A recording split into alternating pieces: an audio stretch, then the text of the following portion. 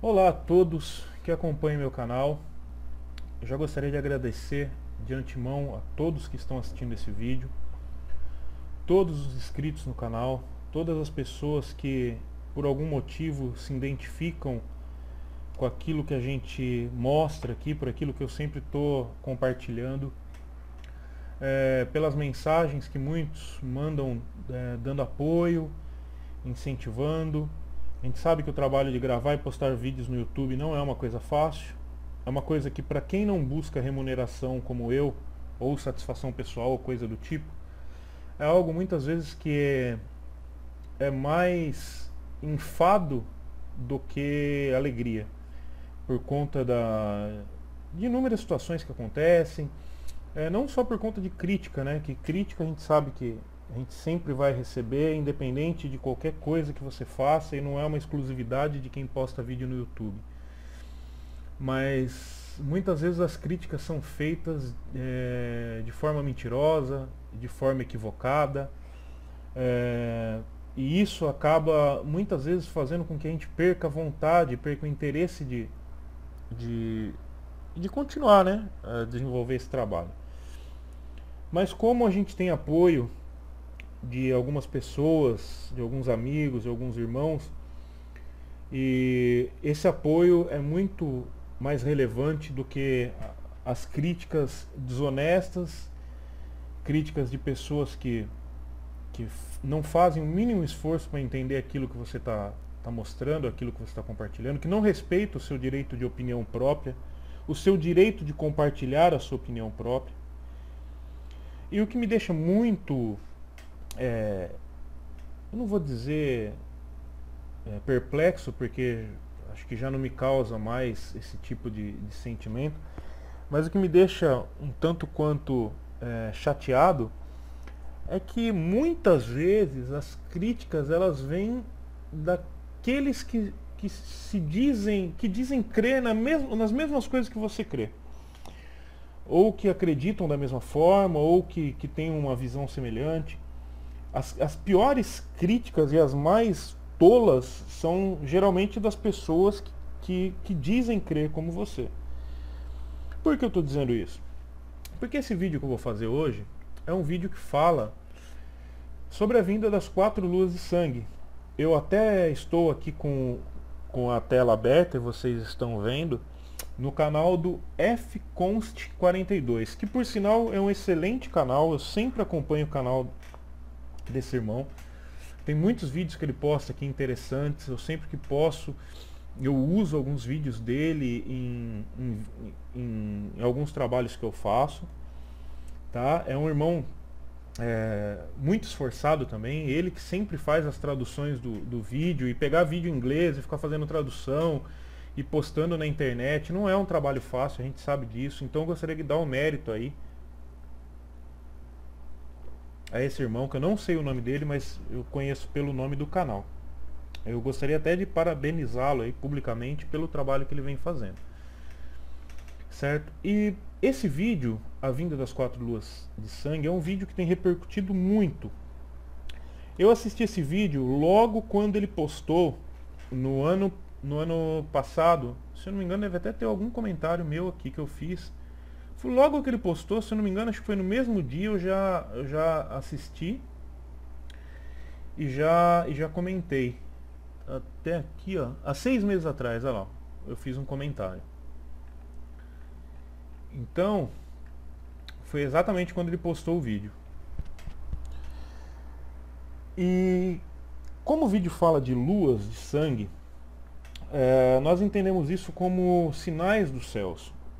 Eu entendo isso como sinais que são dados, e a gente vai entender ao longo desse vídeo aqui. Eu vou tentar explicar para vocês o meu entendimento sobre isso.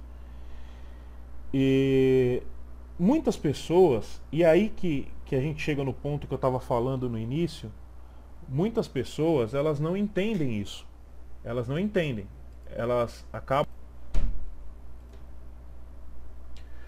Pessoas que não entendem essa questão dos sinais, e muitas vezes dizem que você é sensacionalista, ou que você está gerando pânico, ou que você não prega o verdadeiro evangelho, porque você só mostra catástrofe, só fala de sinais, só fala de acontecimentos e uma série de coisas.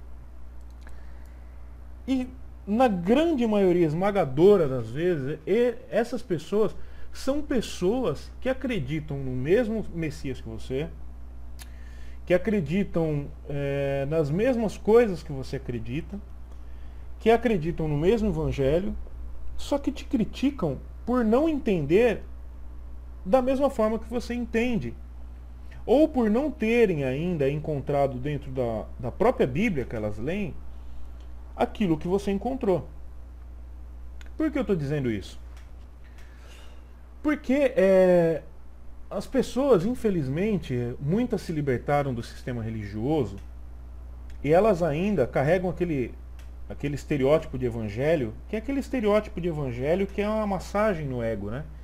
Que é aquele evangelho que é para fazer você se sentir bem, que é para fazer você se fortalecer, para você poder enfrentar o dia a dia, para você esperar algo melhor desse mundo, ou para... É quase que uma palestra motivacional esse evangelho praticado hoje. E, infelizmente tem muita gente que sai das igrejas e continua com essa crença ou com esse entendimento desse evangelho. Só que eu, quando leio a Escritura, ou quando eu leio os Evangelhos, não é isso que eu vejo. O que eu vejo são pregações do próprio Salvador convidando as pessoas a se desligarem desse mundo. Se desligar do mundo, eu não estou dizendo para você tirar sua vida, ou abandonar sua vida, ou cometer um suicídio. Até é importante a gente deixar isso bem claro, porque tem muita gente que assiste e as pessoas... A gente vive numa época hoje em que as pessoas estão emocionalmente muito instáveis, né? Então qualquer coisa que você fala, você tem que tomar muito cuidado, porque hoje parece que existe uma ferramenta invisível no ar que ela distorce as palavras. Então você fala algo de uma forma e ela chega até o entendimento da pessoa de outra. Ou a pessoa faz entender aquilo de outra forma. Então, o que eu quero dizer é o seguinte, que quando nós lemos os evangelhos, nós vemos o Messias o tempo todo alertando as pessoas e mostrando para elas, falando, esse mundo aqui não é o mais importante, as coisas desse mundo não são as mais importantes. O mais importante é o reino eterno, o mais importante é a morada do meu Pai, é a morada celestial, vinde a mim, que eu sou o intermediador entre vocês e o meu Pai. Então a todo instante nós vemos um convite da parte do Messias, ou do Salvador, para que nós nos desliguemos das coisas do mundo, as coisas. Quando a gente fala coisas do mundo, eu estou me referindo, até a própria Escritura, das coisas materiais, do dia a dia. Ah, mas como que é isso, Misael? Então faz o seguinte, igual já falaram isso pra mim, né? Pega o teu salário e me dá. Eu não posso fazer isso. Porque, infelizmente, eu vivo nesse mundo. Eu vivo nesse mundo. E nós temos compromissos aqui. Nós temos coisas aqui que tem que ser feitas. A grande diferença é o seguinte, é que nós não devemos viver esse mundo como se fosse a última bolacha do pacote. Como se fosse o teu último recurso. É isso que o Messias quer dizer. Então tem pessoas que falam assim pra mim, mas você não faz mais planos pro futuro? Faço, mas meu futuro é a curto prazo. Eu não planejo mais nada a longos anos, a longo prazo. Eu planejo um dia de cada vez, entendeu? Eu planejo um dia após o outro, tento viver dessa maneira. Essa é a forma que eu escolhi, baseado naquilo que eu estou entendendo. E não vou criticar quem pensa o contrário. Só que, infelizmente, as pessoas não te respeitam por pensar dessa forma. Então, quando nós vemos os evangelhos, nós vemos em primeiro lugar isso. Uma anunciação da verdade. O Messias mostrando que esse mundo não é o definitivo. Que esse mundo é um processo de passagem. É algo passageiro. Tanto que a gente vê que a nossa vida aqui ela tem começo, meio e fim. Muitas vezes, muitas pessoas perdem a vida cedo. e tem uma trajetória curta aqui. E como nós acreditamos na vida eterna, então, até por conta de tudo que está na Escritura, o próprio Messias deixa isso claro para nós, que esse mundo não é o definitivo. Esse é o primeiro ponto do Evangelho. O segundo ponto são os alertas.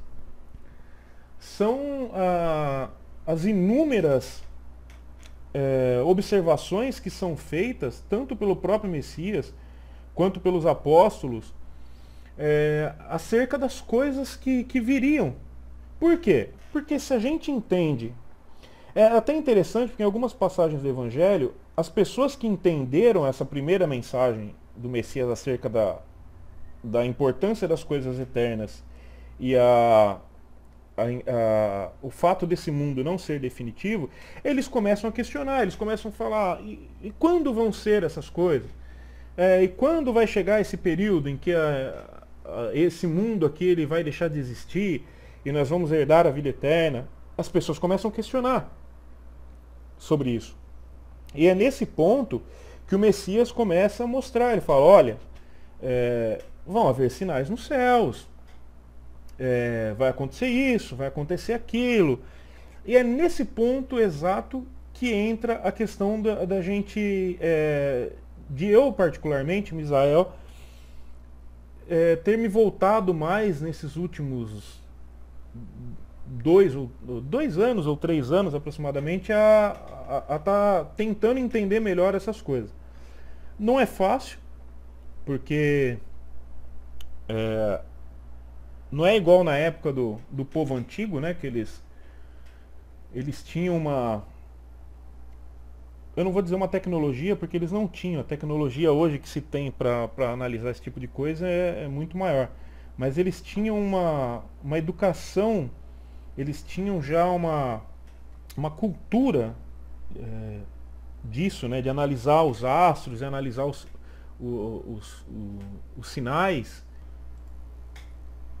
Então o povo da antiguidade, eles tinham essa coisa até meio cultural, né? E acredito porque pelo fato deles terem mais tempo, não passarem fechados dentro de escritórios e na internet, na televisão e com outras distrações, eles tinham mais tempo para poder estarem fazendo essas observações acerca dos sinais.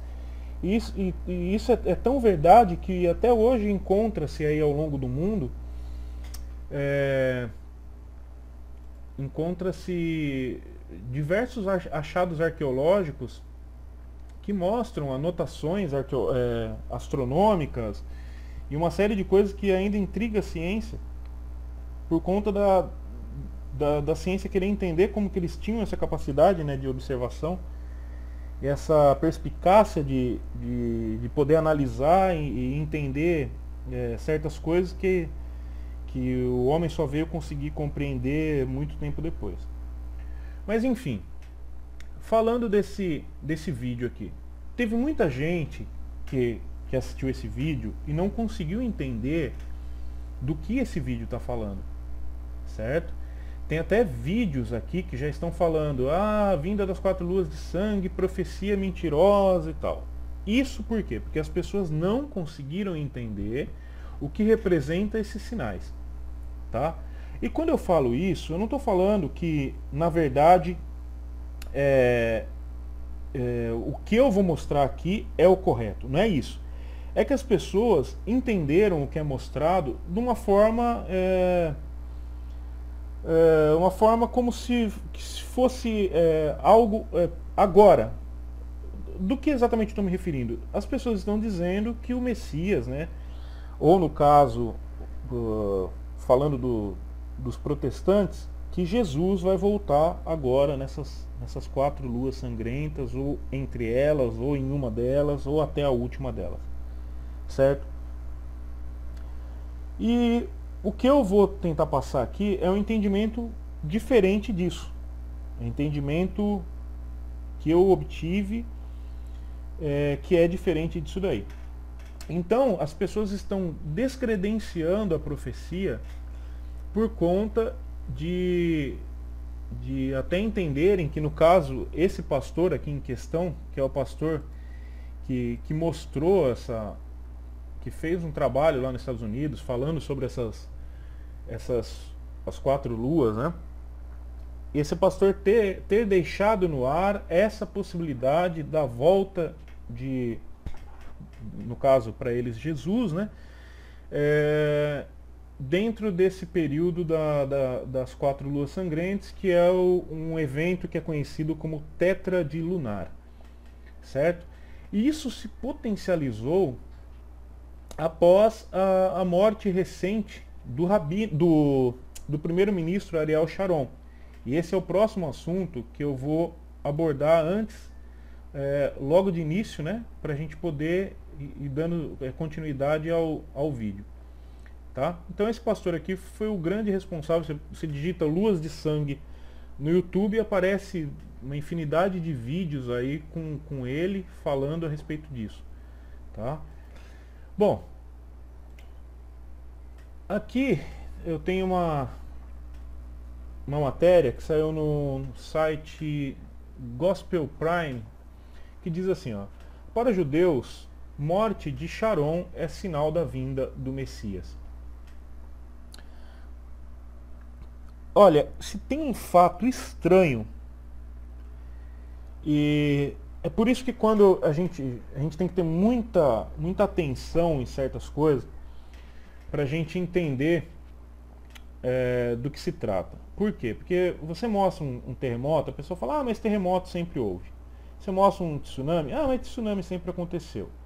Você mostra uma nevasca, mas nevasca aconteceu sempre. O calor acima da média, mas isso há 400 anos atrás também ocorreu.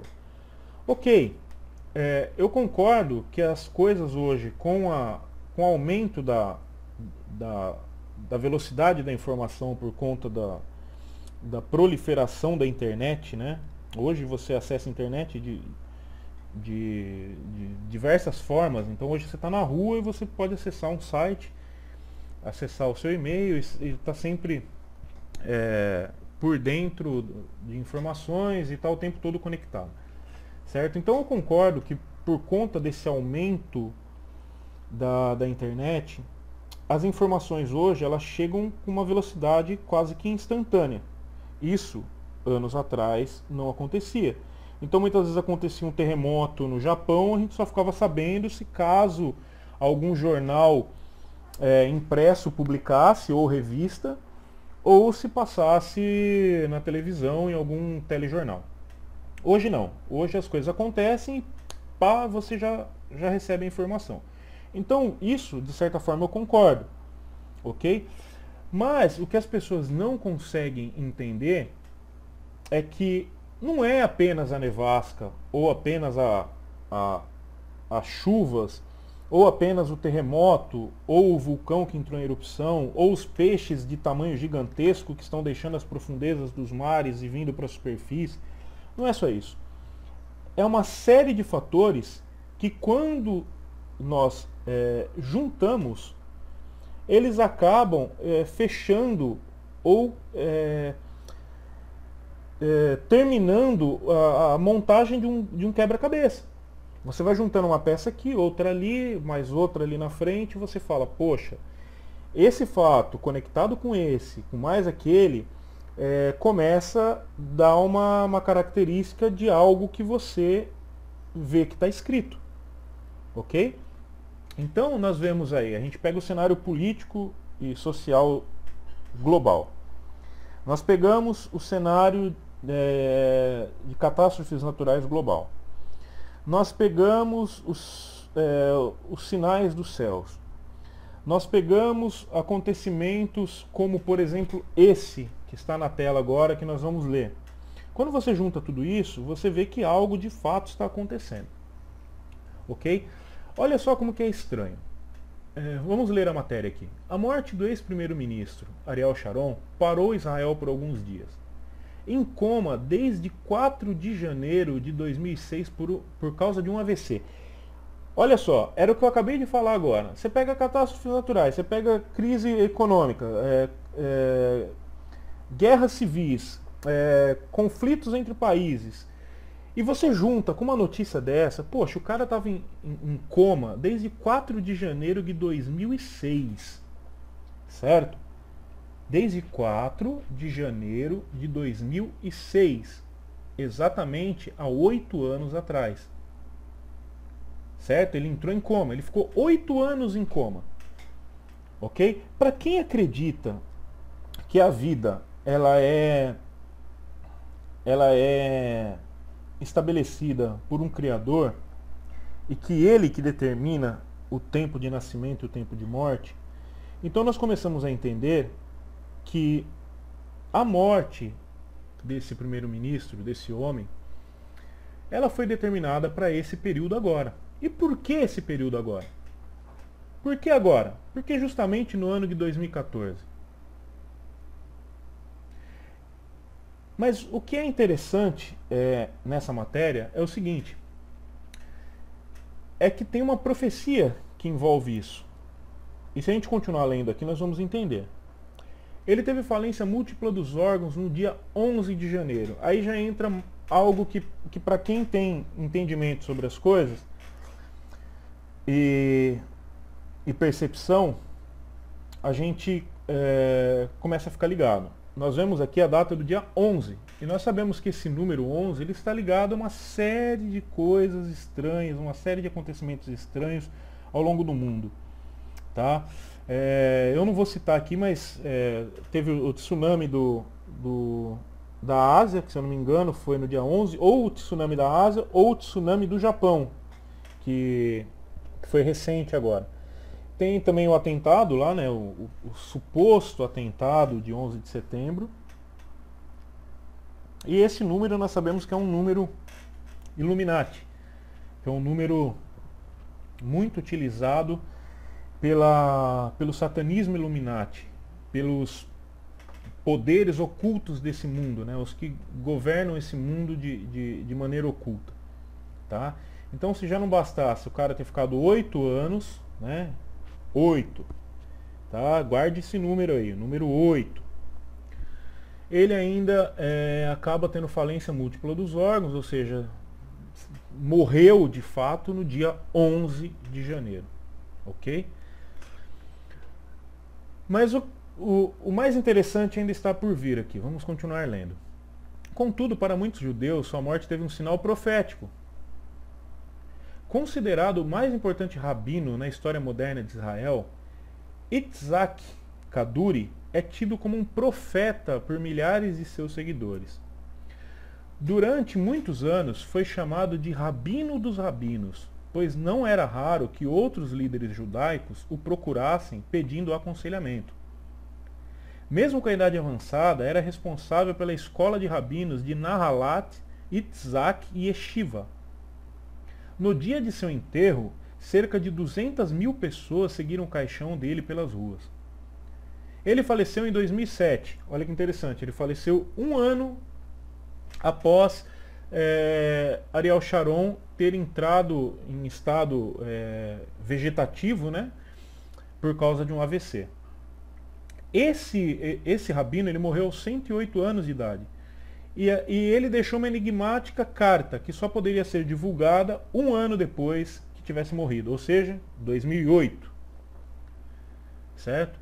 Mais uma vez o número 8.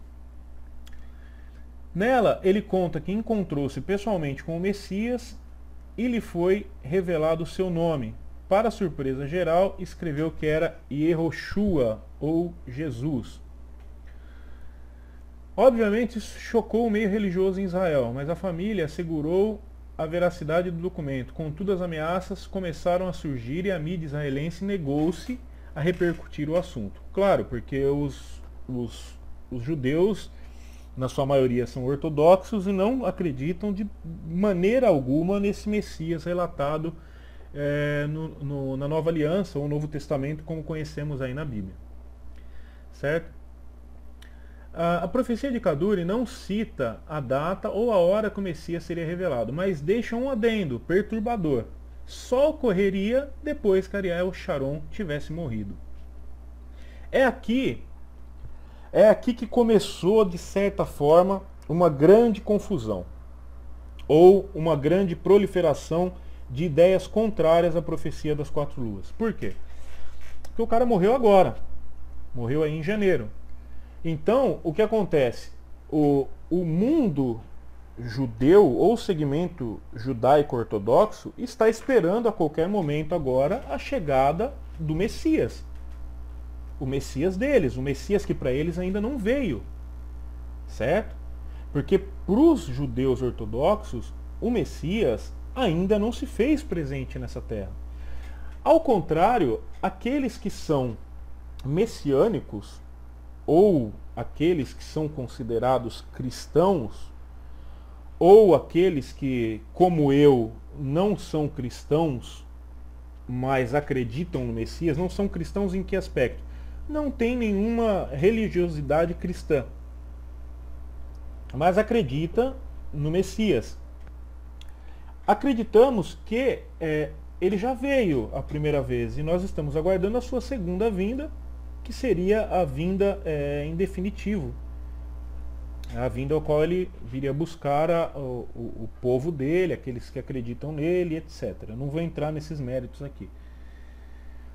Mas enfim, o que acontece? Essa profecia logo voltou à tona quando Ariel Sharon faleceu, certo? Todo mundo começou a falar, e aí já juntaram isso com as 4 luas sangrentas, falaram, pronto, o Messias vai retornar agora.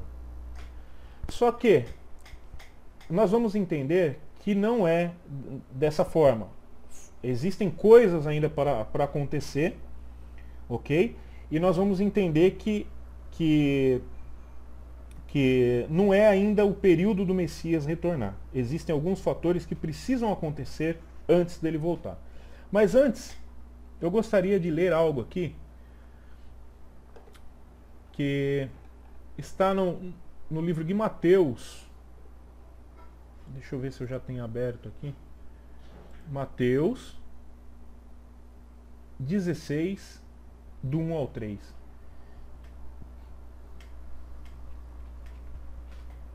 Essa passagem eu até peguei emprestado desse vídeo aqui, que é do Ronier. E até aproveitando essa oportunidade, não sei se por acaso esse irmão vai ver esse vídeo, ou se alguém conhece ele, por favor faça esse vídeo chegar até ele, porque foi através de um vídeo dele que eu assisti, que eu até publiquei aqui no meu canal, no outro canal que eu tenho, que é Datas da Concepção, Nascimento e Morte do Messias, no programa Estelário. Esse rapaz, ele fez um trabalho sensacional. Ele era uma pessoa, eu não conheço pessoalmente, infelizmente, não tive a oportunidade de falar com ele, gostaria muito, mas ele é um rapaz que tem uma perspicácia de análise dessas coisas e uma facilidade de entendimento desses sinais que realmente é surpreendente. Só que ele acabou se desanimando por conta de inúmeras críticas, porque infelizmente tem pessoas que quando você mostra vídeos de sinais e essas coisas, as pessoas começam a falar que você está mexendo com astrologia. É uma ignorância tremenda. Pessoas assim, sem nenhum tipo de inteligência, sabe, de análise, já saem falando um monte de coisa. E esse rapaz acabou chegando à conclusão de que não valia a pena ele suportar todo esse tipo de crítica e julgo. Ele acabou infelizmente excluindo o canal dele do YouTube e saindo do YouTube. Isso já tem aí que eu tenha conhecimento 3 anos, tá? Então se alguém conhece o Ronier e puder fazer esse vídeo que eu estou gravando chegar até o conhecimento dele, eu seria muito grato, porque foi graças a um vídeo que ele fez que eu consegui ter esse entendimento e chegar ao ponto de gravar esse vídeo hoje aqui para compartilhar com vocês. Bom, esse vídeo dele, ele citou algo muito interessante, que é o que eu vou ler aqui agora para vocês, que está em Mateus 16, do 1 ao 3. Esse verso acho que vai de encontro e vai responder aqueles irmãos, aquelas pessoas que não entendem a questão dos sinais. Os fariseus e os saduceus achegaram-se ao Messias para submetê-lo à prova e pediram-lhe que lhe mostrasse um milagre do céu. Ele lhes respondeu: quando vem a tarde, dizeis, haverá bom tempo, porque o céu está avermelhado. E de manhã, hoje haverá tormenta, porque o céu está de vermelho sombrio. Hipócritas, sabeis distinguir o aspecto do céu e não podeis discernir os sinais dos tempos? Então aqui é um verdadeiro tapa na cara daqueles fariseus e os saduceus que quiseram pôr à prova a pessoa do Messias, mas o Messias simplesmente disse para eles, falou: vocês olham os céus, vocês sabem identificar quando o dia vai ser bom e quando vai ser ruim, vocês não conseguem analisar os sinais? Vocês não conseguem analisar os sinais dos tempos, das épocas, dos períodos?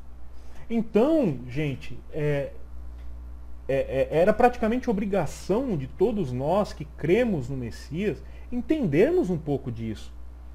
Ninguém precisa ser astrônomo, precisa ser um PhD em algo, mas você tem um pouco de boa vontade de tentar entender esses sinais, de você tentar, de alguma forma, estar por dentro disso que está acontecendo, até porque isso é o que ele deixou, é o que nós temos. A gente vive hoje num mundo onde a mídia é manipulada, onde as informações são distorcidas, onde a gente tem pouquíssimas informações. Se não tivesse algo puro do próprio Criador, que nos desse um discernimento, um norte para a gente saber em que período a gente está, imagina como seria isso.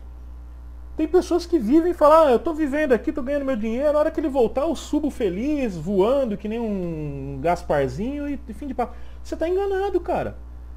Entendeu? A hora que você vê, a hora que você se der conta, você vai estar vivendo num caos, o mundo ao teu redor vai estar de ponta cabeça, e você vai ver que as coisas não são assim. Por quê? Porque você não soube interpretar os sinais. Porque você não soube dar atenção devida àquilo que o Messias deixou, aquilo que é falado não só por ele, mas foi falado por profetas e por uma série de outros livros, de outras culturas. Se você pegar as culturas variadas do mundo, aí, de várias religiões, praticamente quase que na sua totalidade, todas elas mostram sinais acerca de um fim de um período ao qual a Bíblia diz, a Escritura diz, como fim dos tempos. Agora, infelizmente, as pessoas não querem entender isso. Infelizmente, as pessoas não se dão o trabalho, não se dão o esforço de tentar entender isso. De gastar um tempo analisando e tentar entender, mas poxa, se tem esse sinal, será que eu não deveria valorizar um pouco isso? Onde está o erro? Por que eu não consigo identificar? Bom, enfim, esse é o primeiro texto, certo? Que eu gostaria de deixar até como, de certa forma, resposta para que as pessoas refletissem sobre isso, tá? Então vamos lá, vamos falar desses sinais. Acho que a primeira coisa importante é nós entendermos, e aqui eu vou abrir para vocês. Antes de eu abrir essa imagem, eu vou abrir esse daqui. Tá?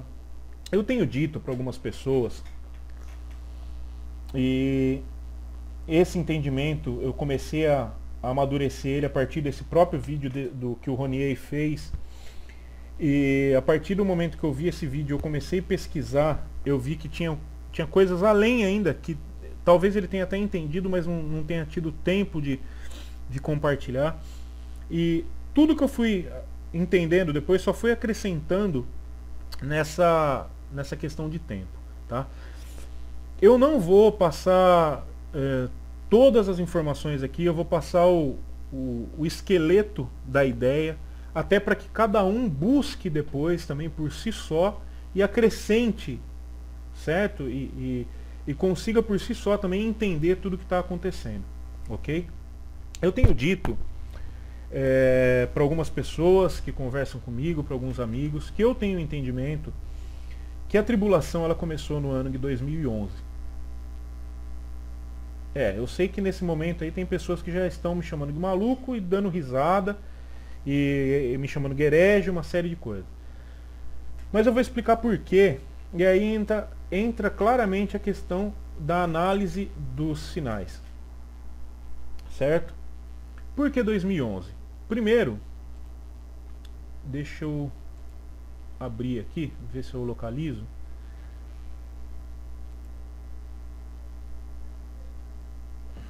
Ver se eu consigo localizar. Só um minuto, só um minuto, só um minuto. Aqui. Aqui. Primeiro, eu não sei se está dando para ver bem aqui. Eu ia até trabalhar um pouco mais essa imagem, mas acabou não dando tempo, então a gente segue dessa forma mesmo.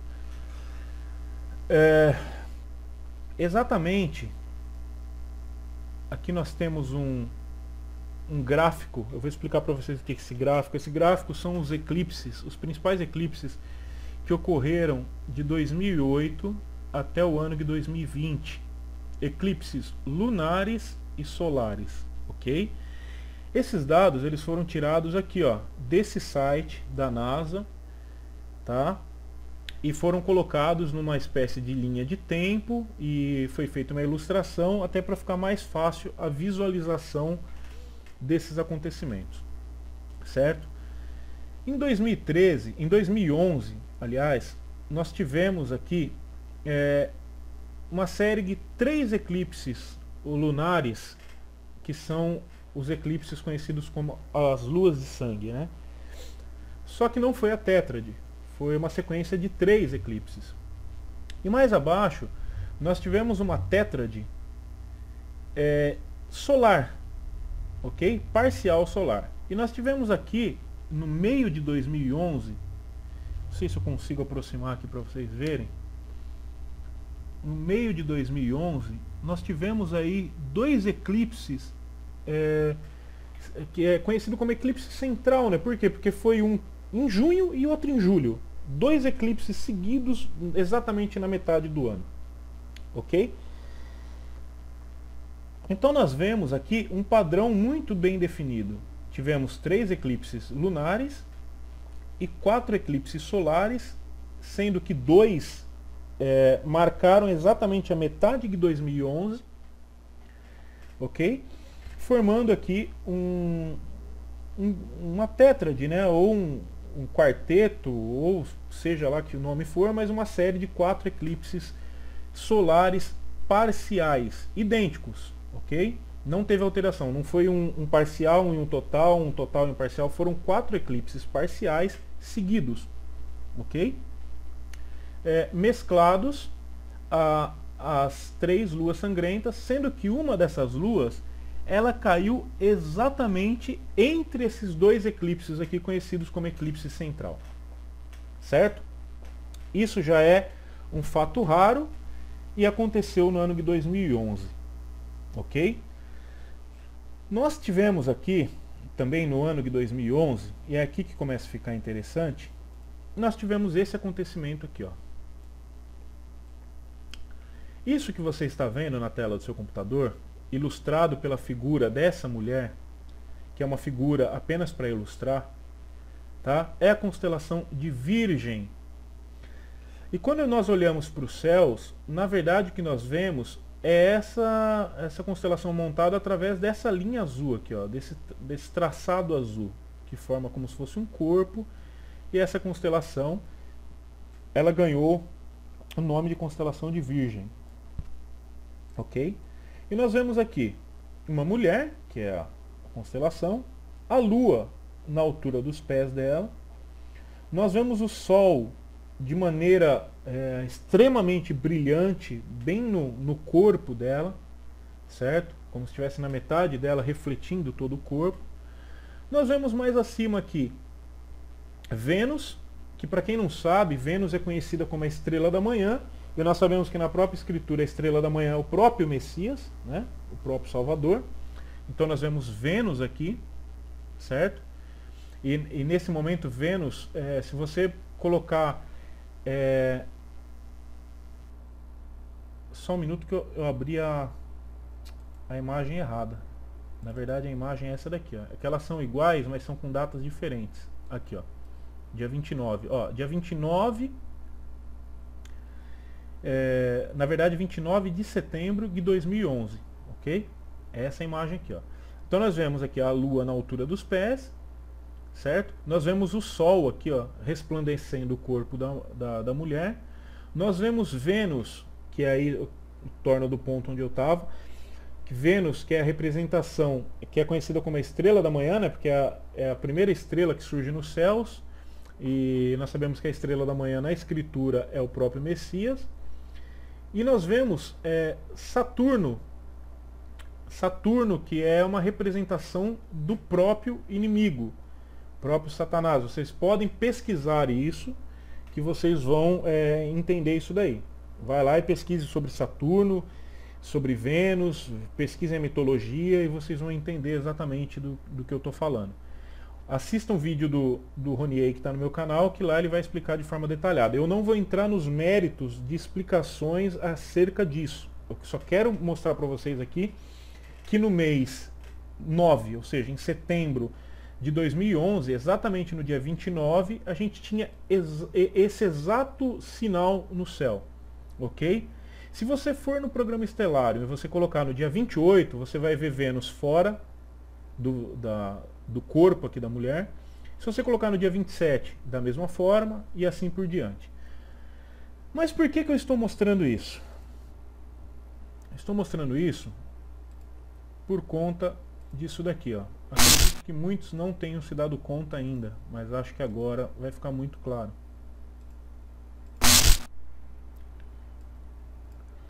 E viu-se um grande sinal no céu.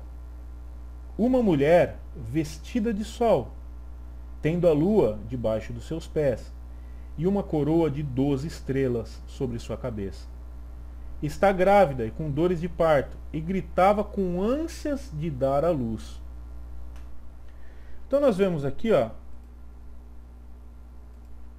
Nós vemos aqui uma mulher com a lua debaixo dos pés, vestida de sol, o sol resplandecendo ela. Tá? E ela estava grávida. Nós vemos aqui que Vênus está no ventre da mulher. Está dentro da barriga dela, né? No ventre dela.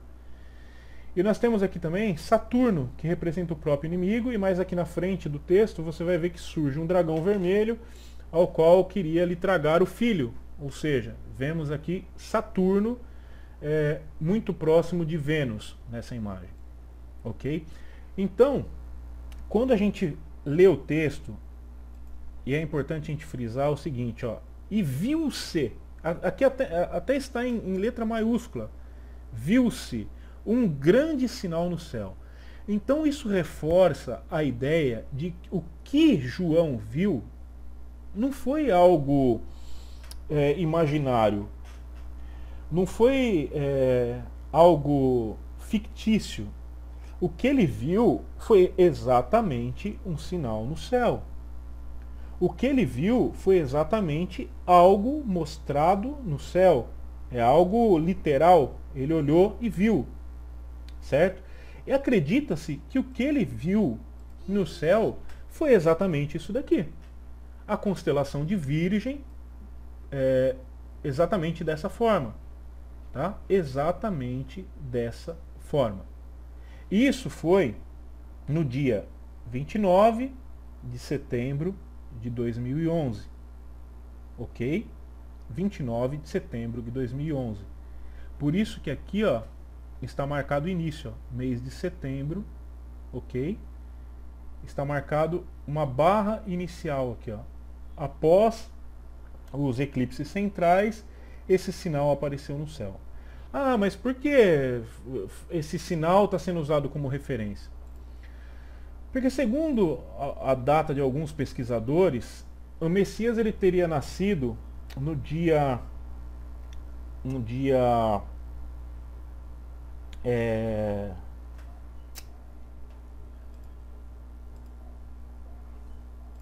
11/9, certo? No dia 11/9, E aqui quando a gente coloca no ano 3, antes do nascimento dele, ou seja, exatamente quando, na concepção dele, que é quando foi dada a data inicial do calendário, nós temos aqui o quê? Nós temos aqui o mesmo sinal. Tá? Nós temos aqui o mesmo sinal. Ó, antes da concepção, né, do próprio nascimento, porque nós vemos aqui, ó, que Vênus está chegando ao ventre. Tá vendo? Vênus está descendo. Nós temos aqui, ó, o mesmo sinal. Nós temos aqui, ó, a mulher vestida de sol, certo? O sol resplandecendo o corpo dela, a lua debaixo dos pés, porém, Vênus não está no ventre. Ok? Vênus não está no ventre. Então nós percebemos que é exatamente o mesmo sinal. Percebe-se que Mercúrio também está ali, nas duas imagens, Mercúrio está lá. Mercúrio é conhecido como mensageiro, ó, Mercúrio aqui ao lado do Sol, certo? Nessa imagem aqui nós temos Vênus no ventre, porém nessa imagem Vênus já está fora do ventre. Ok? Então esse sinal, ele acompanhou desde o nascimento do Messias até a visão que João teve acerca dos acontecimentos dos acontecimentos finais.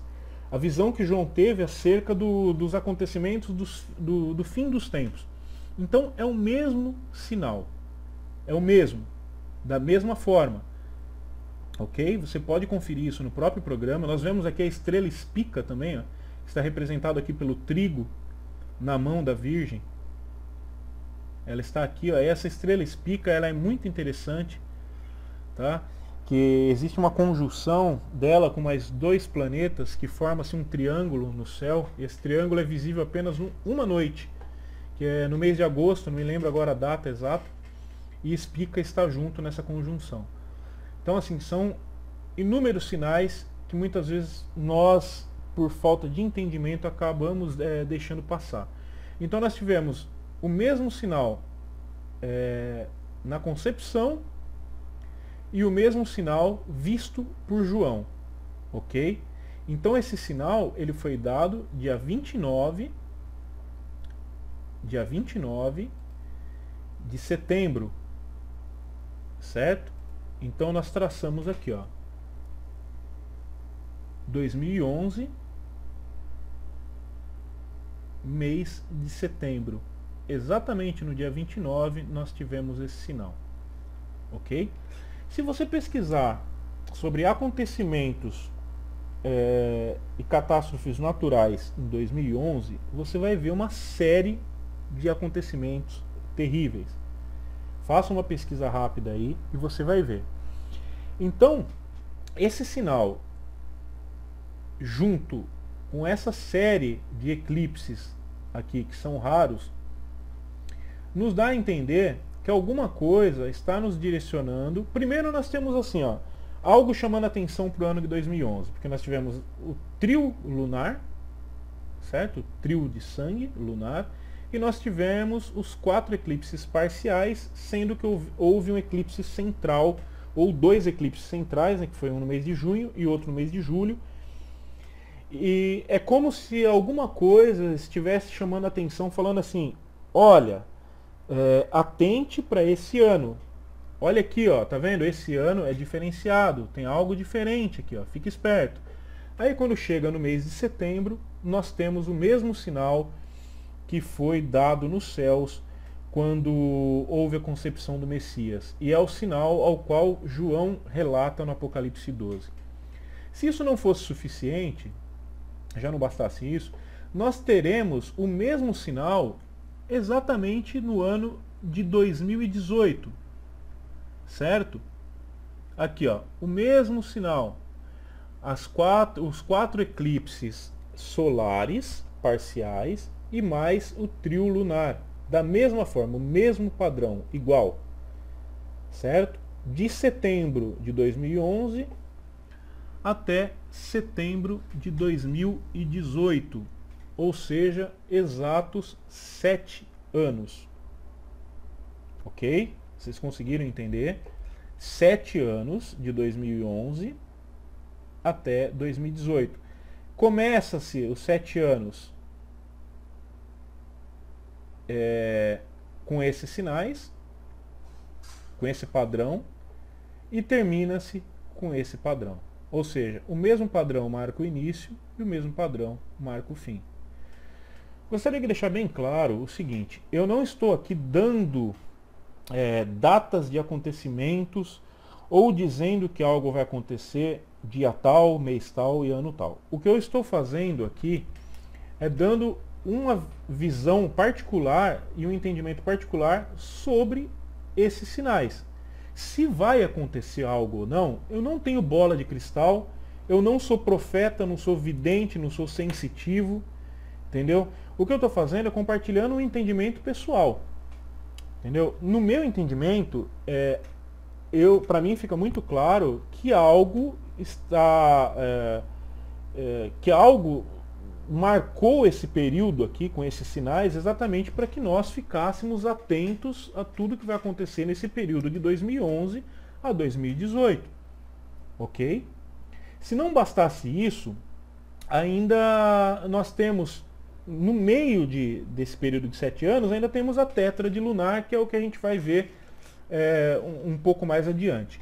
Então, para mim, fica muito claro que esse período de 2011 a 2018, de setembro a setembro, é um período ao qual é um período para que nós fiquemos atentos. Por que setembro? Porque setembro foi a data ao qual houve o sinal no céu com a mulher vestida de sol e uma série de coisas. E ali a gente percebe que ela está com Vênus no ventre, ok? E o que isso significa? É isso que a gente vai ver um pouquinho mais para frente. Mas o que eu quero que vocês entendam e que fique claro para todos é que eu não estou dando datas de nada. Tá? Esses dados aqui são dados da NASA, quem quiser entre lá e confira. Eu até tentei abrir o site aqui para ver se esse gráfico estava presente, mas ele não está. Mas você clicando aqui, você vai ter uma relação aqui, ó, dos eclipses, tá? Aí você entra e vai conferindo. Nessa relação aqui, infelizmente, temos até 2015 só, tá? Não temos todos os eclipses aqui. Ó, aqui os eclipses solares, no caso, nós temos até 2024 e os eclipses lunares nós temos até 2015. Então dá para você conferir aqui as datas, ok? E dá para você ver que as datas realmente coincidem com aquelas que estão nesse gráfico aqui. Porém, o gráfico que a NASA tinha antes, eles não têm mais. Então basta você olhar aqui as datas e depois você conferir com aquilo que está sendo mostrado aqui. Certo? Então, no ano de 2011, houveram alguns acontecimentos bem estranhos. E esses acontecimentos, eles servem até para reforçar aquilo que já está sendo mostrado pelo próprio gráfico. Entendeu? Pelo próprio gráfico. Uma coisa interessante, eu queria até achar aqui para vocês verem, deixa eu ver se eu já tenho marcado aqui, só um minutinho, deixa eu ver se eu acho. Se eu não achar agora, depois eu vou procurar. Eu estou fazendo esse vídeo de uma forma muito espontânea, eu não quis ficar preparando muitas coisas. O que eu fiz aqui foi de uma certa forma abrir algumas coisas para poupar tempo, mas eu quis fazer algo mais espontâneo e abrindo sites e mostrando, e como se fosse uma pesquisa juntos, assim, para que ficasse mais claro, entendeu? Para que todos que assistam entendam o ponto de vista que eu tenho acerca disso. Ó, aqui é interessante. Ó. Outra coisa interessante que aconteceu. Em 2011, eu não vou entrar nisso agora, mas em 2011 teve um grande Papa que foi beatificado. E mais para frente vocês vão entender por que eu estou citando isso, certo? Então o que vocês podem fazer? Pesquisem sobre os acontecimentos e fatos de catástrofes naturais que houveram no ano de 2011. Tá? Isso pode ser muito útil para que as pessoas consigam ir fechando entendimento. Ah, Misão, mas você falou sobre a tribulação ter começado em 2011. Tá, e eu vou explicar para vocês por que eu tenho esse ponto de vista. Tá? Agora eu vou abrir aqui, ó,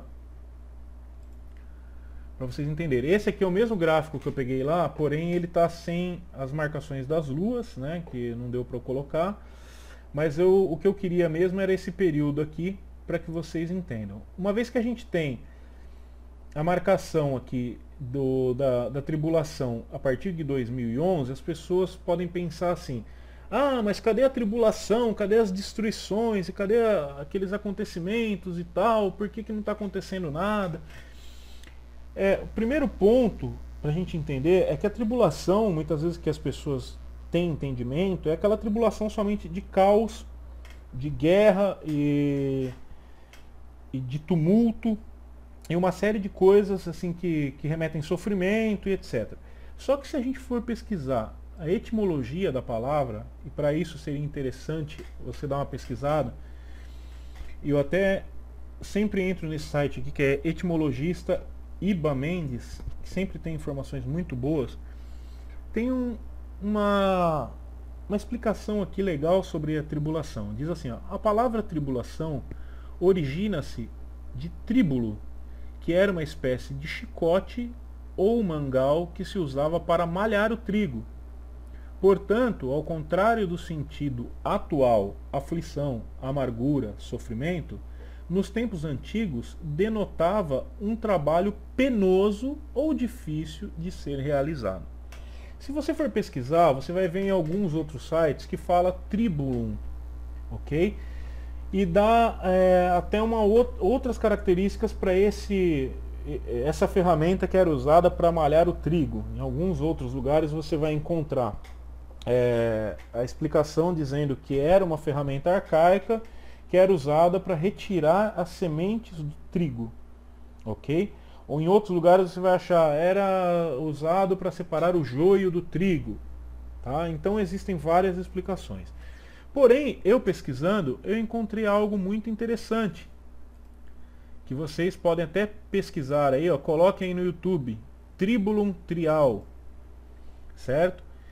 Que são alguns senhores que eles vão testar o Tribulum. E aqui você vai ver o Tribulum funcionando. Ó. Tá? Pelo que eu entendi, o Tribulum não era um modelo exclusivo de apenas um tipo de ferramenta, mas toda a ferramenta que era desenvolvida para fazer esse trabalho de separar os grãos do trigo era considerado um Tribulum, certo?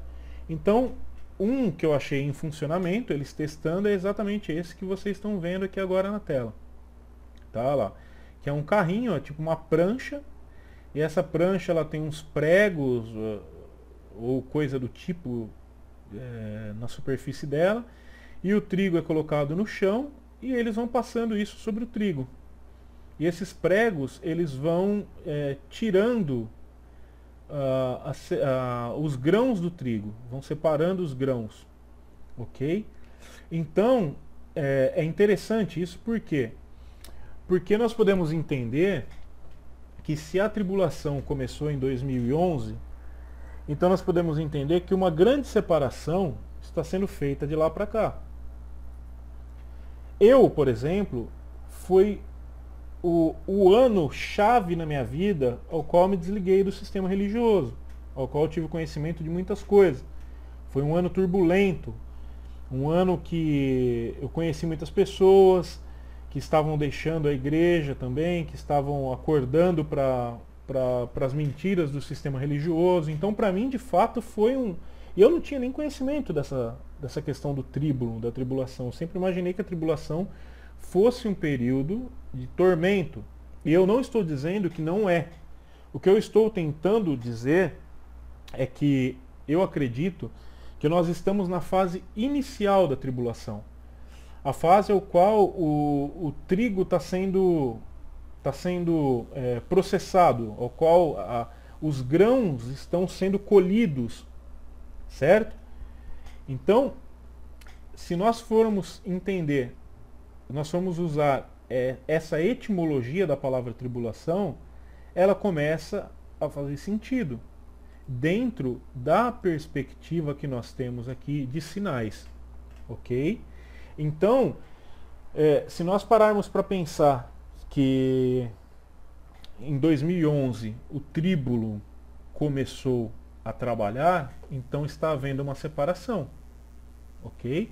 Nós estamos aqui, ó, no período de 2014, bem no começo de 2014, certo? Em abril nós teremos a primeira lua sangrenta, ok? Então nós estamos num período de separação, um período em que muitas pessoas têm buscado a verdade, onde a disseminação de novas ideologias acerca da criação, acerca da verdade universal, da verdade das coisas, tem sido propagadas. Hoje se tem uma aceitação muito grande acerca de teorias alienígenas. Então, assim, nós estamos vivendo um período ao qual novas verdades têm surgido, certo? Nós temos vivido um período ao qual novas ideias têm sido lançadas acerca do conhecimento que muitas pessoas tinham. E até uma coisa que nós tínhamos de maneira cultural. Muitas coisas têm sido lançadas para tentar tirar o mérito do Criador, de tudo aquilo que ele fez. Muitas coisas têm sido divulgadas para colocar o homem numa condição de um simples experimento genético ou uma brincadeira de adolescentes alienígenas que não tinham o que fazer, vieram aqui, criaram a gente e largaram a gente, e nós hoje somos 7 bilhões aí nesse planeta. Enfim, para quem tem um pouco de percepção das coisas, vai entender que o período que nós estamos vivendo hoje é um período muito único, é um período diferenciado, ok? E esse período, ao meu ver, ele se iniciou exatamente em setembro de 2011, tá? Mais para frente nós vamos ver aí que existem alguns outros acontecimentos em 2011 que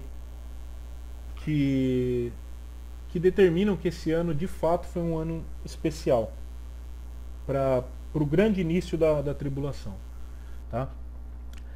Mas eu falei no começo do vídeo que de fato a profecia das luas sangrentas ela não deixa de ser verdadeira e que pessoas têm entendido ela de forma equivocada por acreditarem que o Messias virá nas luas sangrentas, ok?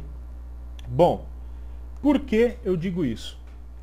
Porque o fato é simples.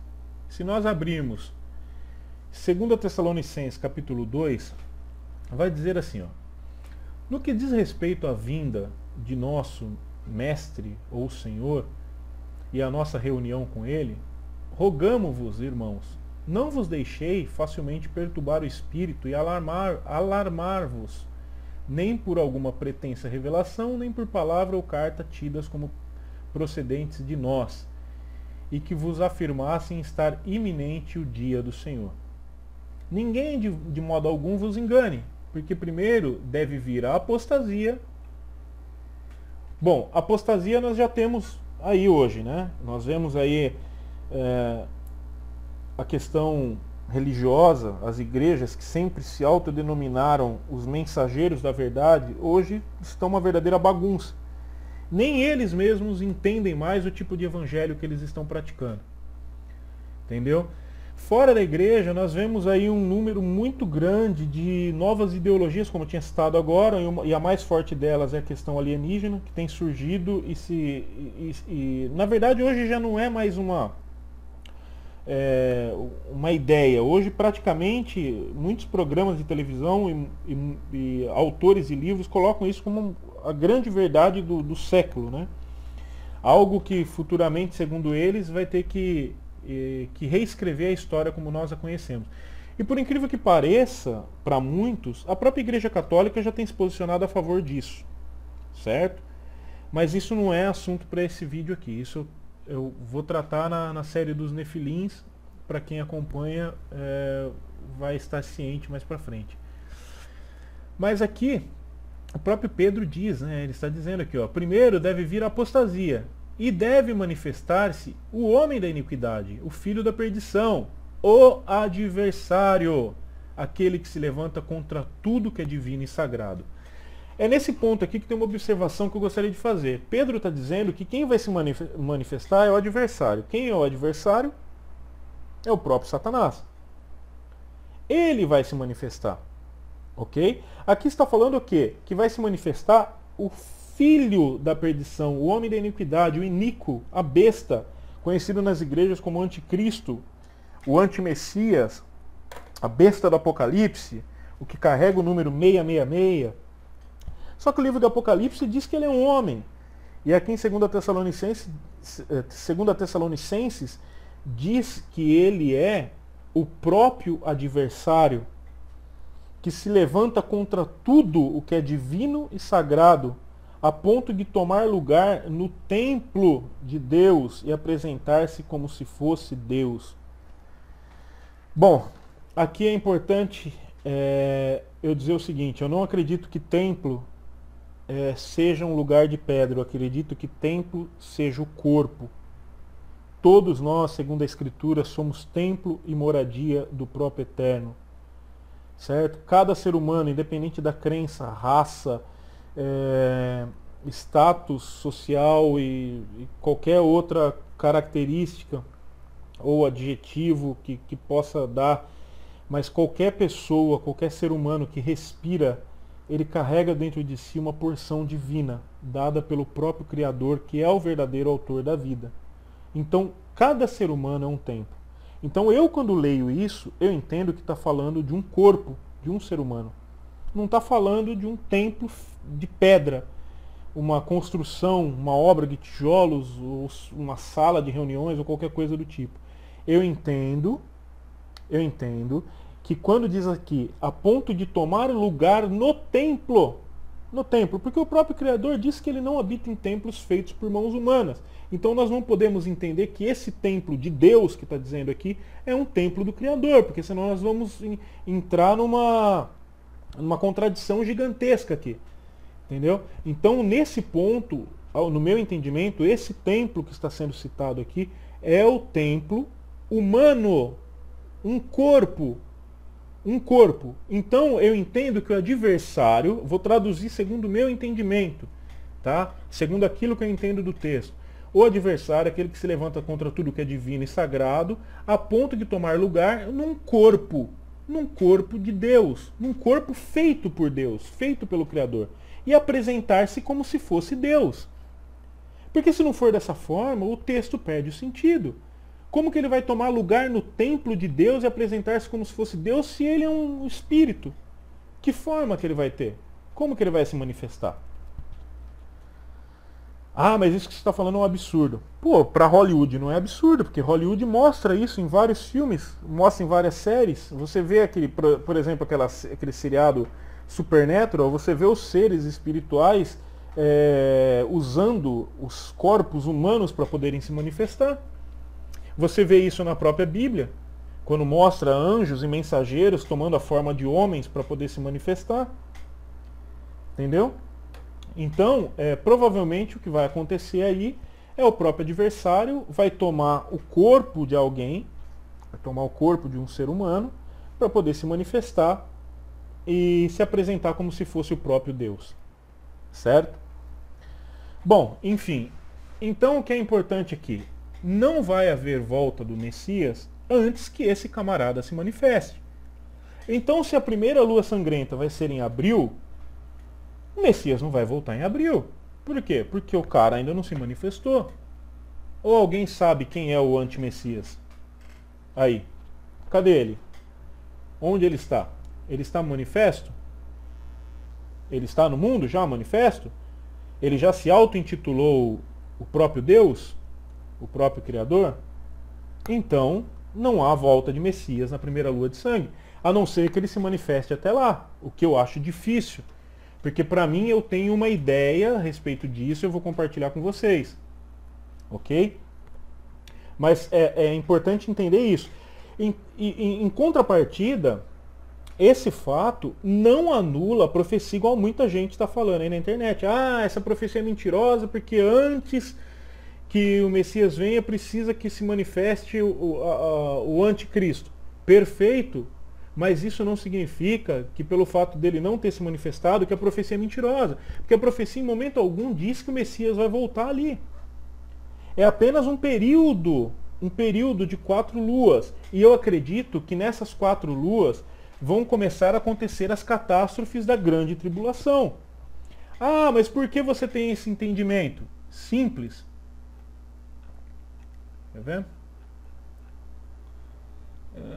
Deixa eu ver onde está aqui. Acho que é Apocalipse 6.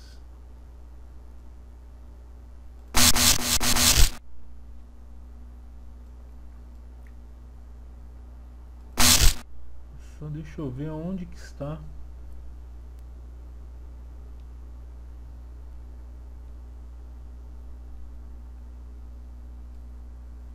Que eu não lembro, eu sou muito ruim de guardar versículos, mas é aqui, ó, 6:12. E havendo aberto o 6º selo, olhei, e eis que houve um grande tremor de terra, e o sol tornou-se negro como saco de cilício, e a lua tornou-se como sangue. Ok? Isso aqui é a abertura do 6º selo.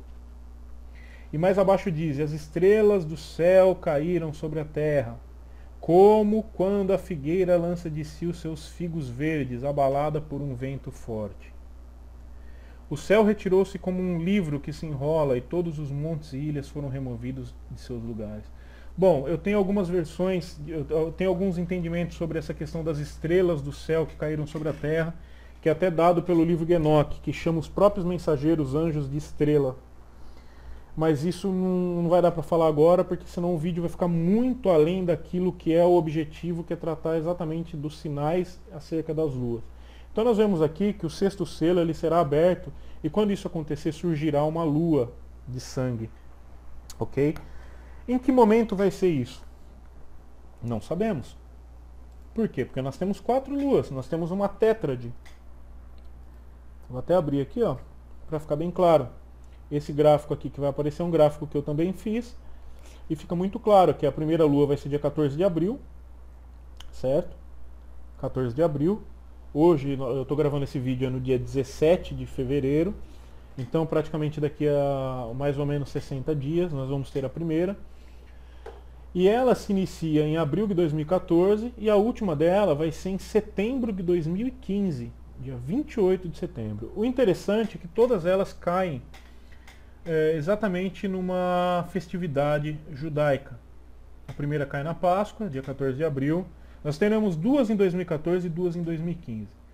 Então a primeira cairá no dia 14 de abril, na Páscoa de 2014. A outra de 2014 cairá no dia 8 de outubro, na festa do Sukkot. Aí a próxima cairá na Páscoa de 2015 também, dia 4 de abril.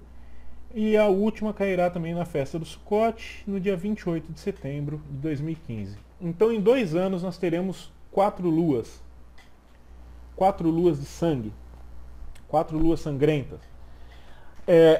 A grande questão é, será que esse 6º selo será aberto em alguma dessas luas sangrentas? Pode ser que sim. O que nós não podemos negar é que essas luas, elas estão demarcando um período diferente. Elas estão querendo chamar a nossa atenção aqui para um período diferente. Ah, mas por que você tem essa conclusão? Por que você tira essa conclusão? Porque nós temos entre elas um eclipse que será no dia 20 de março de 2015, que é um eclipse solar total que cai exatamente entre essas 4 luas de sangue. E se nós pegarmos a data lá do dia a data de setembro de 2011 e traçarmos até março de 2015, nós teremos um período exato de 3 anos e meio. Perfeito, ó. Daqui até aqui temos o período de 3 anos e 6 meses. Ok? Muita gente pensa da seguinte forma: ah, mas eu aprendi na igreja que primeiro vai vir a falsa paz, depois vai vir a tribulação. Eu não acredito nisso. Por quê?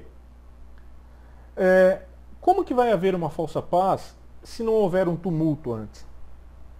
Como que o anticristo, o antimessias, a besta, ele vai vir para trazer paz se não tiver um tumulto? Ah, mas já está tendo manifestações, e tá tendo, mas isso não é uma coisa de escala global. Eu acredito que esse Messias, esse antimessias, quando ele surgir, ele vai ser uma necessidade mundial. O mundo vai estar ansioso e pedindo por uma solução. É algo que a gente vai viver que talvez nós nunca tenhamos vivido antes. Entendeu? Hoje, capaz de, se ele aparecesse aí, muita gente chutasse a bunda dele, porque muita gente está se lixando, a grande maioria está se lixando para isso. As pessoas estão aí preocupadas com o Big Brother, com a Copa que vai acontecer esse ano. Então, assim, o mundo ele está em partes passando por problemas. Mas esse problema não é uma coisa generalizada a ponto de o mundo estar precisando de um salvador. Não é. Então, no meu entendimento, essa falsa paz ela vai vir depois de um grande período de tumulto. Tumulto. Um grande período de caos, de destruição, de pânico, de histeria. Entendeu? Talvez seja isso que essas 4 luas representem na figura de luas sangrentas. Sangue, ela está mostrando sangue. Sangue, ele pode representar vida e pode representar morte. Geralmente, uma imagem com sangue não é uma imagem agradável. Quando você vê uma imagem ao qual contém sangue, é porque alguém se feriu. É porque houve algum acontecimento que causou em determinada, numa pessoa, algo que não é bom. Na grande maioria das vezes, o sangue está associado a um acidente, à morte, a cenas lamentáveis, e é isso. Ah, mas o sangue também, você pode pensar numa transfusão de sangue para promover a vida? Sim, podemos. Mas na grande maioria das vezes, se a gente projetar na nossa mente a imagem de sangue, nós vamos associar com coisas desagradáveis. E nós temos aqui 4 luas de sangue.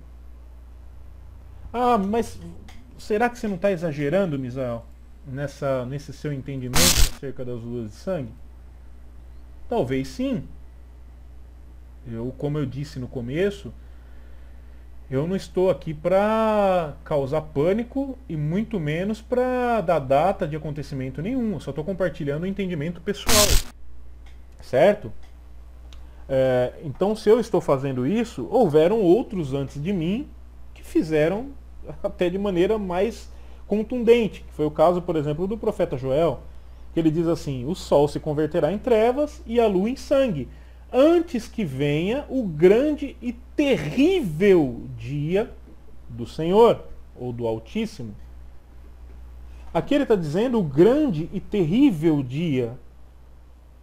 Ué, se é grande e terrível dia, então será que essas luas de sangue estão representando isso? Será que essas luas, principalmente essas 2 primeiras aqui, elas vão trazer à tona um período ao qual a humanidade vai ser preparada para o reinado da besta? Ah, Misael, mas eu estou ficando com medo. Olha, meu irmão, eu acredito que tudo é uma questão de preparação, primeiro psicológica e segundo, você está preparado para passar por aquilo que estiver por vir. Afinal de contas, se está escrito na escritura e se aquilo que está escrito é verdade, uma hora vai ter que acontecer. Não adianta a gente ficar aqui, eu ficar gravando vídeos aqui, falando só de coisas boas, sendo que existe a possibilidade de algo muito ruim estar por vir. Ok?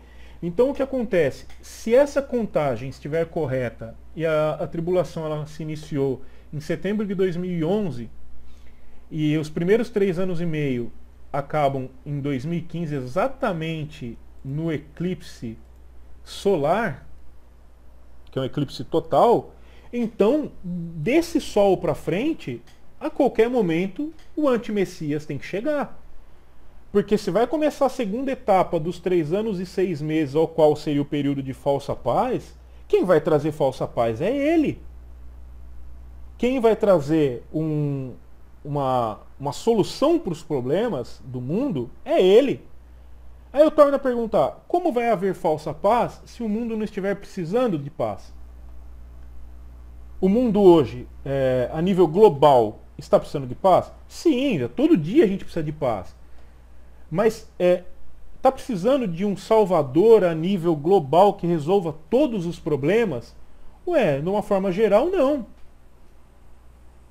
E outra, o que eu entendo é que esse acontecimento, essa vinda desse falso Messias, ela vai ser algo grandioso, vai ser algo para realmente mudar a concepção da humanidade. Entendeu? A Escritura diz que todas as religiões o aceitarão. Hoje, se ele aparecesse, você imagina ele surgindo hoje, os judeus aceitando ele como Messias? Talvez os judeus sim, por conta dos judeus estarem esperando um Messias. Tá?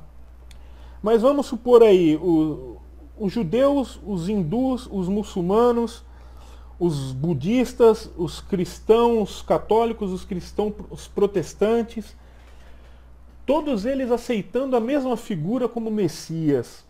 Será que hoje, do jeito que o mundo está, isso seria fácil? Eu acredito que não. Eu acredito que para isso acontecer, o mundo teria que estar de ponta cabeça. O mundo teria que estar exatamente de pernas para o ar.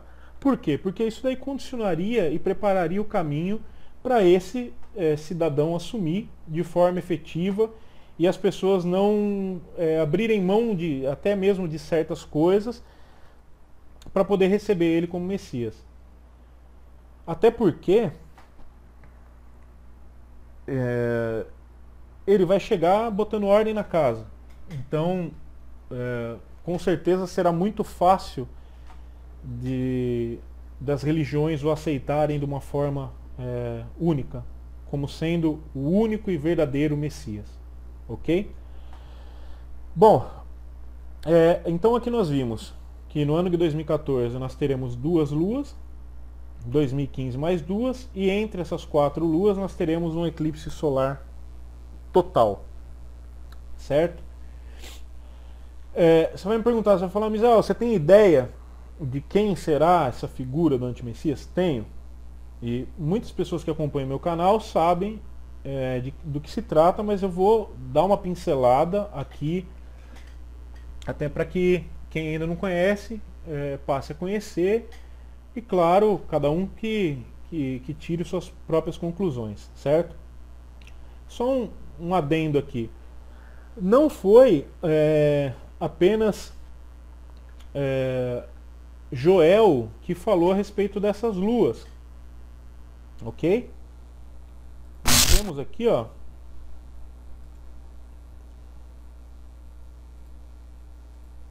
Deixa eu abrir.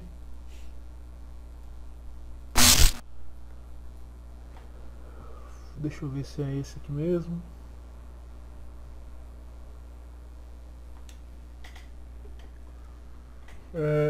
Aqui, ó. O próprio Pedro falou. Mas isto é o que foi dito pelo profeta Joel. E nos últimos dias acontecerá, diz Deus, que do meu espírito derramarei sobre toda a carne, e os vossos filhos e vossas filhas profetizarão, os vossos jovens terão visões, e os vossos velhos terão sonhos, nos últimos dias. E também no meu espírito derramarei sobre os meus servos e as minhas servas naqueles dias, e profetizarão. Profetizarão não significa você falar de forma inconsciente,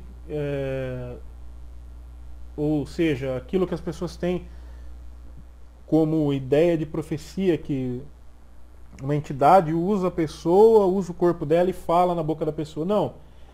Você profetizar, de repente, é você anunciar sobre o evangelho, sobre as coisas, não você prever, mas você anunciar de forma como entendimento mesmo. De repente até como eu mesmo estou fazendo aqui, não estou me colocando na figura de profeta de forma alguma, mas apenas usando um exemplo, ou como outros irmãos que gravam vídeos de entendimentos que eles têm, eles estão ali de certa forma profetizando, ou compartilhando, ou deixando evidente aquilo que eles entenderam e aquilo que eles enxergaram. E farei aparecer prodígios em cima no céu e sinais embaixo da terra, sangue, fogo e vapor de fumo. Mais uma vez falando de sinais. O sol se converterá em trevas e a lua em sangue, antes de chegar o grande dia e glorioso dia do Altíssimo. E acontecerá que todo aquele que invocar o nome do Altíssimo será salvo. Até futuramente quero fazer um vídeo falando sobre isso daqui também, sobre a questão do nome, a importância e etc. Enfim, vimos aqui Pedro confirmando e ainda acrescentando aquilo que o próprio profeta Joel já tinha falado lá atrás. Isso mostra que não foi à toa que o Messias escolheu alguns dos apóstolos, né? No caso, escolheu porque sabia que eles tinham qualidade, escolheu porque sabia que eles eram pessoas que, apesar da Bíblia não dizer isso, ou a Escritura, ou eu pelo menos não me recordo de ter lido isso, mas a gente vê aí que Pedro tinha entendimento acerca dos sinais, ele tinha conhecimento acerca dessas coisas, ele era ligado nisso, entendeu? Tanto que ele falou ali e acrescentou mais palavras àquilo que o profeta já tinha anunciado. Ok? Então até aqui o que a gente viu? Nós vimos aí um período que se iniciou em 2011, um ciclo, e ele terminará da mesma forma em 2018, e ele é marcado exatamente no centro por um eclipse solar, e esse eclipse solar, ele inicia exatamente a segunda etapa de 3 anos e meio ou 3 anos e 6 meses. Certo? Além de cada lua dessa cair exatamente na data de uma festividade judaica. Coincidência? Aí fica ao seu critério. Ok?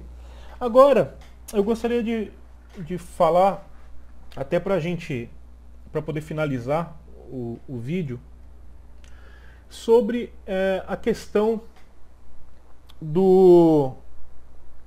que eu falei lá no início, que eu ia falar sobre João Paulo II.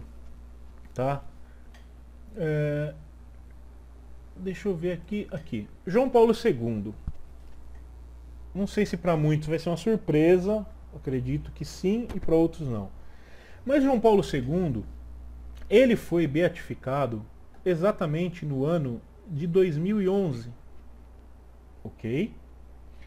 Quem fez essa beatificação, esse processo de beatificação dele, foi o Papa Bento XVI. E para quem conhece essa história e para quem quiser se dar o trabalho de pesquisar, vai ver que esse processo de beatificação, ele foi um processo em tempo recorde. Ele foi um processo feito de maneira que surpreendeu até mesmo os próprios católicos, porque ele foi feito antes da hora. Ou seja, protocolos internos foram quebrados para poder viabilizar a beatificação de João Paulo II. E ele foi beatificado, como diz aqui a matéria do G1, diante de 1 milhão de fiéis. Essa matéria é do dia 1/5 de 2011. Pesquisem a respeito da data do dia 1º de maio, que é considerado o dia do trabalho. Eu não vou falar aqui o que é essa data, mas pesquisem, vocês vão entender. Pesquisem o que foi criado no dia 1º de maio. Tá? Pesquisem que vocês vão chegar a essa data.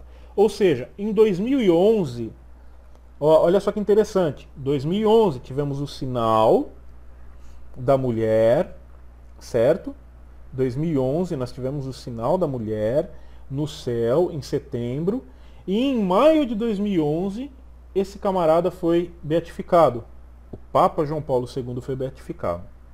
Para quem não sabe o que representa esse processo, o caixão dele ficava na área subterrânea do Vaticano, certo? Uma área escondida, onde não recebia visitação. Ele estava sepultado numa área subterrânea, muito próximo ali, eu não sei se próximo exatamente na necrópole que tem dentro da própria basílica, lá que, para quem não sabe, debaixo da basílica existe uma necrópole, ou seja, um cemitério subterrâneo debaixo de uma igreja. Olha que coisa mais sinistra, né? É uma coisa absurda, não sei como tem gente que consegue acreditar ainda nesse sistema aí. Mas enfim, quando ele foi beatificado, o caixão dele foi retirado dessas profundezas e trazido para a parte nobre, vamos dizer assim, da igreja. Ou seja, uma área onde as pessoas poderiam visitar o caixão e poderiam ali fazer rezas e fazer suas preces e etc. Certo? Tanto que isso é verdade que eram feitas missas ali na frente do caixão dele. E o caixão dele até hoje é monitorado por câmera de segurança. E tem gente que fala, mas quanta viagem.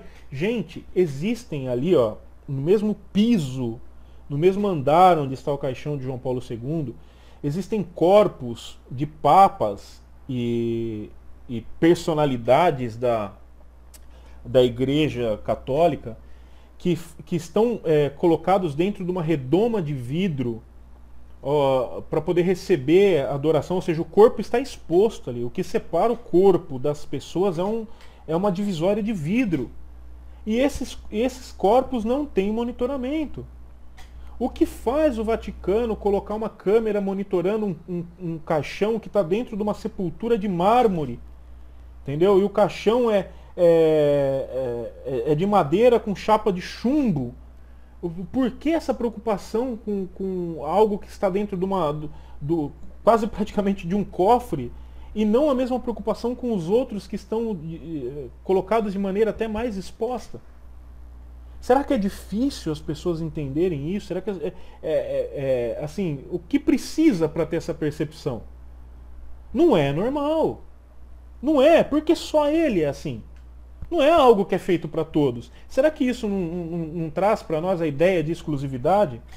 De algo diferenciado? Por que ele foi beatificado em tempo recorde? Leia lá em Apocalipse e veja que diz que a besta subiu do abismo. Ela foi tirada do abismo. É exatamente o que aconteceu com ele. Exatamente o que aconteceu com ele. Ele saiu do abismo. Certo? Ele saiu. Tiraram ele das profundezas do Vaticano e trouxeram para cima para receber adoração. Ali, quando fizeram isso, começou um novo reinado de João Paulo II. Ele estava esquecido, ele estava largado lá no subterrâneo. Aí trouxeram ele para cima exatamente em maio de 2011. Certo? Em maio de 2011, dia 1º de maio de 2011. Trouxeram ele para cima e ali ele começou o novo reinado dele. Começou a receber adoração.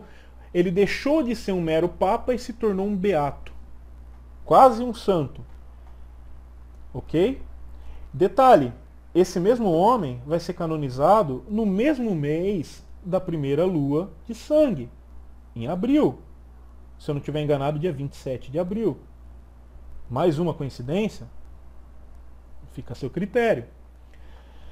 Eu queria chamar a atenção de vocês para isso aqui, ó. Profecia de São Malaquias. São Malaquias ele teve uma profecia e nessa profecia ele viu vários papas. Eu não vou falar a respeito da profecia, que depois cada um entra e pesquise, tá? E cada papa ele chamou de um jeito. São papas que ele não sabia o nome. Porque foram centenas de anos antes que ele teve essa visão. E ele, para cada papa, ele colocou como se fosse um nickname, né, um apelido, ou ele deu um subnome para eles. E para João Paulo II, ele deu o nome de De Labore Solis, que significa do trabalho do sol. Só que as pessoas escondem o verdadeiro significado disso, como a gente pode ver aqui, por exemplo, nesse site, tá? Que diz assim, ó: pelo excelente trabalho do Sol, o Papa João Paulo II foi incansável trabalhador, tendo sido o Papa que mais viajou ao redor do mundo, perdão. Grande inimigo do comunismo, consagrou a União Soviética ao coração da Virgem Maria, pois isso foi ordenado pela Mãe Divina. Esse ato permitiu aos anjos do karma desbaratarem o domínio do comunismo. Apesar de sua intensa devoção ao Cristo, no fim de seu mandato pontifical, deu uma guinada à direita, combatendo as linhas socialistas da Igreja. Ou seja, eles estão dizendo aqui que o significado de laboris solis, que é do trabalho do sol, é por conta do esforço que esse Papa fez, que de fato ele foi o Papa que mais viajou, foi considerado um dos papas mais queridos, e é considerado até hoje um dos mais queridos da Igreja, por conta do carisma e de tudo que ele fez. Então eles estão dizendo que pelo fato dele ter trabalhado tanto, ele trabalhou como um sol, incansável como o sol. Mas será que é isso mesmo, o significado de laboris solis? Olha que interessante. Papa João Paulo II, nascido 18 de maio de 1920. Seu nome, Karol Józef Wojtyła, certo? Ele nasceu 18 de maio de 1920. O que nós tivemos em dia 18 de maio de 1920? Tivemos um eclipse solar parcial, exatamente no dia 18 de maio de 1920. Ou seja, o camarada, ele nasceu em um eclipse solar, certo? Quando João Paulo II morreu? João Paulo II morreu dia 2 de abril de 2005, ok?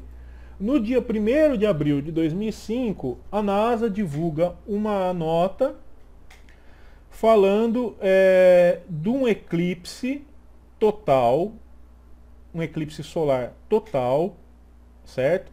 Que poderia ser visto no mundo inteiro. E esse eclipse, ele é anunciado exatamente para o dia 8 de abril. Lembra que eu tinha falado para vocês do dia 8, da data do 8 que a gente viu lá em cima? Certo? Os 8 anos que o Ariel Sharon ficou em estado vegetativo. Certo? Nós vemos aqui, ó, mais uma vez o número 8. Por quê? Porque João Paulo II nasceu no dia 2 e 8 dias depois tivemos outro eclipse solar. Certo? 8 eclipse solar. 8 dias depois, não, perdão, 6 dias depois, nós tivemos outro eclipse solar. 6 dias. No dia 8 de abril de 2005. Ok? Ele morre no dia 2 e no dia 8 nós tivemos um eclipse. Tá? 6 dias depois. Vocês lembram o que a profecia do Apocalipse diz acerca de quem será o anticristo? Fala das cabeças feridas de morte, diz que aquele que é o sexto rei que teve a ferida de morte, ele também será o 8º. Vemos aí o número 6 e o número 8. Certo? Mas por que eu estou falando isso? Ele nasceu num eclipse solar, morreu próximo de um eclipse solar. E nós temos aqui exatamente um eclipse solar que vai demarcar o início dos últimos 3 anos e 6 meses do período de 7 anos do fim dos tempos. Ou seja, esse período aqui do eclipse solar pode ser o período que marque a chegada do anti-Messias. Não estou afirmando que vai ser, mas pode ser. Lembrando que não existe igreja que adore mais o sol do que a própria Igreja Católica. Eles têm uma ligação de adoração muito grande com o sol. Vocês podem ver isso pesquisando aí na internet. Qualquer santo que vocês colocarem lá, ele tem a representação do Sol atrás dele. Então, o Sol é um sinal de grande importância para o paganismo. O Sol é a representação exata do anti-Messias. Tanto que as pessoas deixaram de adorar o Criador, que é o verdadeiro Sol, que é o primeiro Sol, que é o Sol da justiça, para adorar o Sol físico, que é o segundo Sol. O verdadeiro Sol é o Messias. Certo? O verdadeiro Sol é o Messias. E o Sol que representa o paganismo é o Sol astro. Então o Sol, o astro, a estrela, ele é uma representação clara do paganismo. Você pode ver que em culturas antigas eles têm inúmeras representações de adoração ao Sol.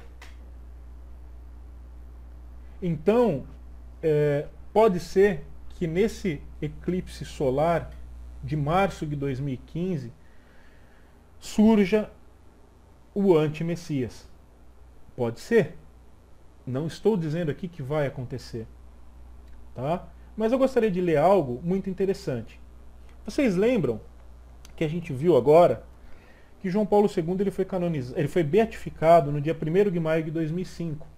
Se nós pegarmos dia 1º de maio de 2011, certo? Ele morreu em 2005. Pegarmos o dia 1º de maio de 2011 e fizermos a conta até 20 de março de 2015, nós vamos ter quase 4 anos. Teremos aqui 3 anos e 11 meses.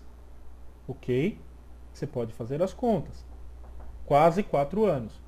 Por que eu estou falando isso? Lembra que eu falei para vocês que João Paulo II estava esquecido dentro das catacumbas do Vaticano, lá no meio da necrópole, e ele foi trazido à tona a figura dele exatamente no ato da sua beatificação, e que isso foi feito de maneira a quebrar todos os protocolos da igreja? Por que a igreja fez isso? Por que quebraram os protocolos? Por que tinha que ser naquela hora, tinha que ser naquela data, naquele exato momento? Por que tinha que ser ali? Por que não se respeitou os protocolos estabelecidos pela própria igreja? Por quê? Porque são essas datas que vão fechando o nosso quebra-cabeça. Vamos ler isso daqui, ó. Esse é um livro apócrifo que é conhecido como Apocalipse de Elias. E eu vou ler essa passagem para nós encerrarmos esse vídeo. Que diz assim: no 4º ano do reinado daquele rei, manifestar-se-á o filho da iniquidade. E ele dirá: eu sou o ungido, conquanto não o seja, não acrediteis nele. No eclipse solar de 20 de março de 2015, nós teremos quase 4 anos do reinado de João Paulo II após a sua morte.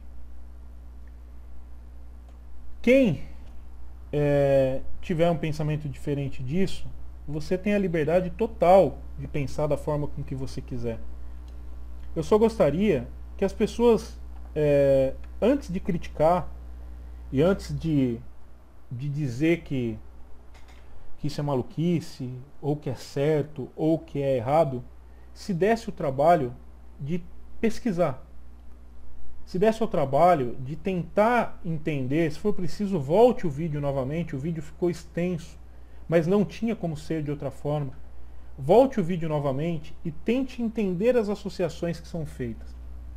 Existem uma série de outros acontecimentos que estão por vir, principalmente no ano de 2017, 2018, que ainda eu até acabei passando batido, mas outra coisa interessante é que 2018 é o aniversário de Israel, de 70 anos. Olha que coisa.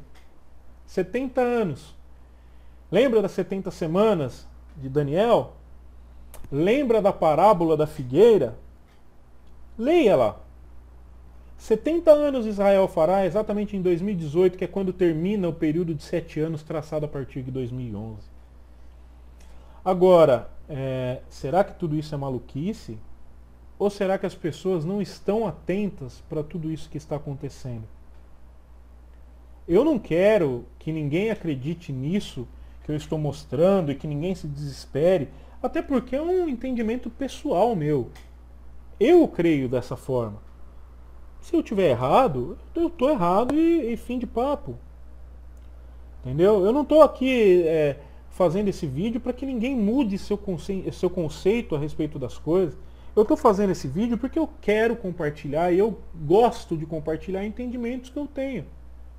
Se vai acontecer dessa forma ou não, o tempo vai dizer. Mas eu, pelo menos, estou tendo coragem de mostrar aquilo que eu acredito, da forma que eu entendo, da forma que eu cheguei à conclusão a partir daquilo que eu fui juntando de peças. Pode ser que aconteça dessa forma, pode ser que aconteça parcialmente, pode ser que não aconteça. Por isso que é importante você entender que isso que eu estou colocando aqui não é profecia. Que de maneira alguma você deve tomar isso como verdade absoluta, mas que tome apenas como fonte de pesquisa. Tome apenas como algo que está te convidando a pensar a respeito, e de repente você pensando, você vai acabar estudando e chegando a conclusões que de repente eu não tive. Ok? Bom, tinha algumas outras coisas que eu gostaria de ter falado, mas o vídeo já ficou muito grande e infelizmente eu peço desculpa, mas não tinha como ser feito de outra forma. Um assunto desse não dá para se falar em 15 minutos. Então peço a você, se não tiver tempo de sentar e assistir esse vídeo, eu até deveria ter falado isso no início, mas assista aos poucos, né? Você que já assistiu e vai indicar para outras pessoas, eu vou até colocar uma observação depois no vídeo aí, em destaque, para que as pessoas possam assistir pausadamente, assistir aos poucos, para poder entender tudo que foi falado desde o início.